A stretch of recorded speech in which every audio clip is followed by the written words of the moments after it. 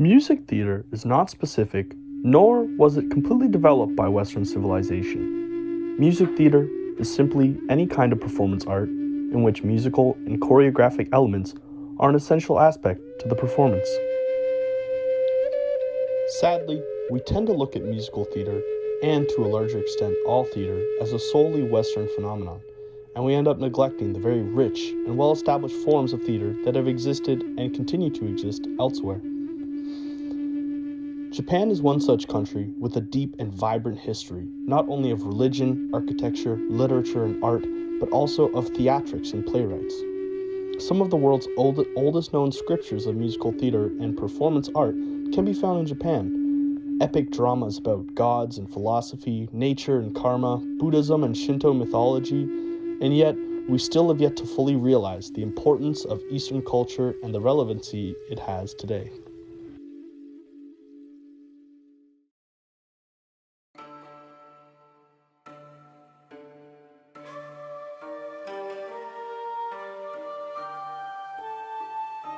For most of the history of feudal Japan, the nation was ruled by an emperor, who resided in the capital of Kyoto. Despite the emperor's prestige and general public admiration, emperors were mostly religious and ceremonial figureheads, with little to no authority over state affairs and governance. The true power was held by the shogun, the military leader or general of the empire, who would customarily still recognize the emperor's divine rule, thus pledging their allegiance in spite of the true dynamic. The nation was much further split amongst various provinces and kingdoms ruled by daimyos, who in turn pledged their loyalty to the shogun's military dictatorship, or shogunate. As Japanese feudal society progressed, the shogunate influence and power over the emperor only grew, and by the turn of the 13th century, it was clear that the emperor's authority was headed for contention with the current military leader.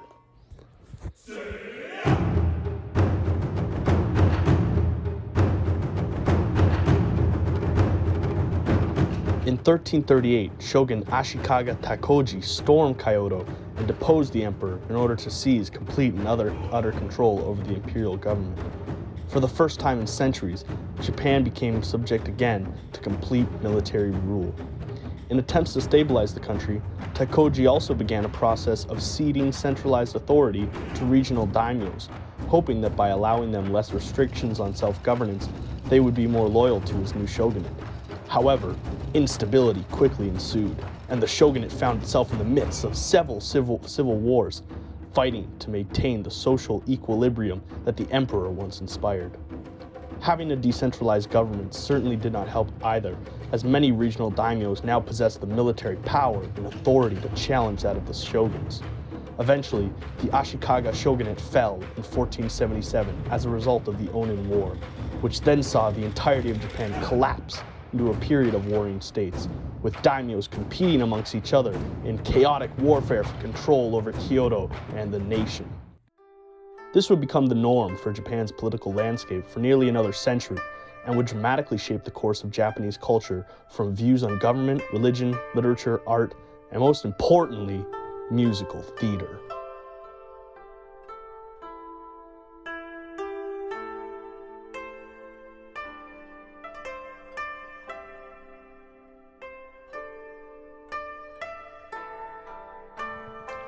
Performance art in Japan in the Middle Ages experienced a renaissance in terms of cultural development and significance. For hundreds of years, Chinese culture had been pouring into Japan, and during the Song and Yuan dynasties especially, Japan experienced an influx of Chinese literature, poetry, and even religion, which heavily influenced the scholars and artists of the time. It was around this period also that Zen Buddhism made its way to Japan, and became particularly popular amongst the ruling class and nobility. As Chinese culture continued to clash with the traditional social and political structures of Japan, new ideas and artistic forms of expression were developed that fundamentally changed the cultural identity of Japan and, to a greater extent, Eastern Asia. By the 14th century, the coming of this new era was enshrined by the emergence of the Ashikaga shogunate in what would come to be known as the Muromachi period. This shift in political dynamics allowed for an entirely new crowd of artists and playwrights to come forth, incorporating both elements of Chinese Zen and Japanese Shintoism into a blend of theological romanticism, most famously portrayed by Noh and Kyogen. Noh and Kyogen are two separate forms of Japanese performance art, which were developed during the Muromachi period of Japanese history, most notably by the infamous playwright Kanami, whose son founded the theatrical school of Noh sometime in the mid to late 14th century. Both styles of Noh and Kyogen incorporate costumes, masks, dancing, as well as singing and traditional Japanese instrumentals. However, despite their similar qualities, the two styles are actually quite different in performance and style. The word Noh is derived from the Japanese word meaning talent, supposedly due to the fact that Noh performers are rigorously trained from a very young age in the methodical art form. Noh performances are often written to tell traditional Shinto stories, incorporating Japanese mythology and Buddhist philosophy into dramatic opera-like tales accompanied by a musical ensemble. Each Noh consists of at least two possible roles, Shite and Waki. Shite being the leading character, often a spirit, demon, or living man, while Waki is the supporting character, usually a priest or samurai. Waki is almost always mortal. It is important to note that traditionally, Noh has been solely performed by men. However, in recent times, women have been known to participate as musicians and vocal chanters. Part of what makes Noh so incredibly fascinating and engaging to watch is the amount of scrutinous attention that goes into ensuring that everything is of exact order.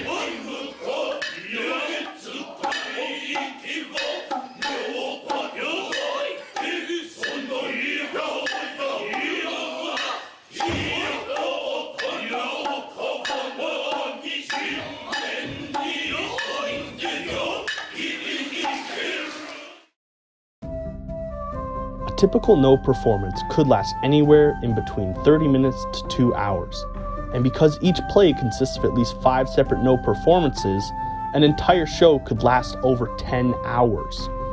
Luckily, this is where the role of Kyogen comes into play. Kyogen is derived from the Japanese character meaning wild speak. Kyogen is a separate style of performance art that developed alongside Noh, as it was often performed in between segments of the larger Noh dramas. While most Noh plays went on for about 6 to 8 hours, they were often broken up into acts, similarly to how Western shows are split in between intermissions. During these transitional periods, performers would often come back onto the stage and perform a 10 to 15 minute long Kyogen, which was essentially a comedy skit. So, in between these dramatic, philosophical plays about Shinto mythology, you would be able to see the actors come out and perform comical sketches, usually related to everyday life occurrences, almost like stand-up.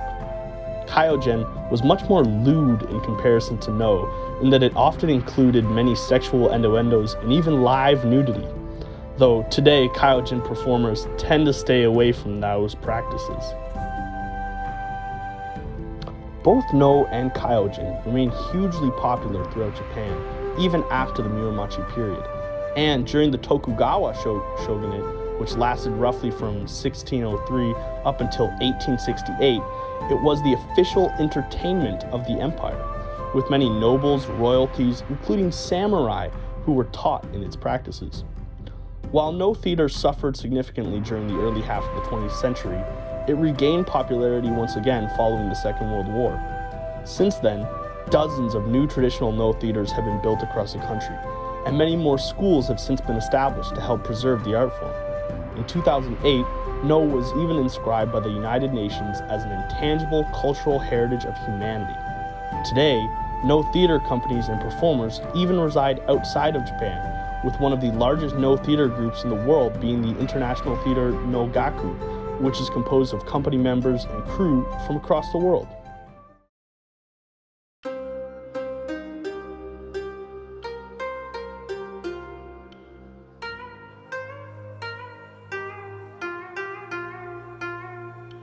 The musical that I have chosen to represent Noh theater is one that was written and performed by members of the International Theater Nagoku.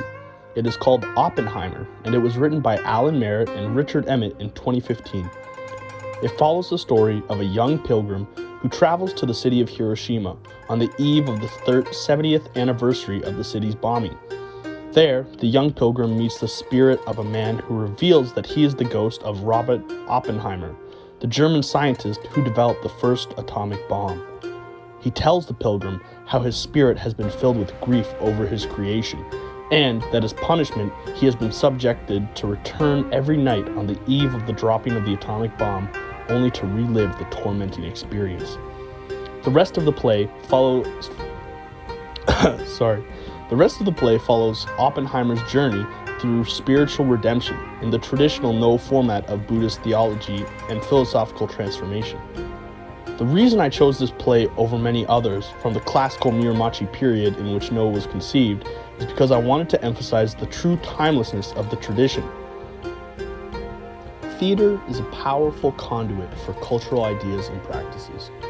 All over the world and throughout history, cultures and civilizations have developed forms of storytelling in attempts to pass on their cultural legacies. Art, in the purest sense, is an expression of values, of perceptions, and beliefs.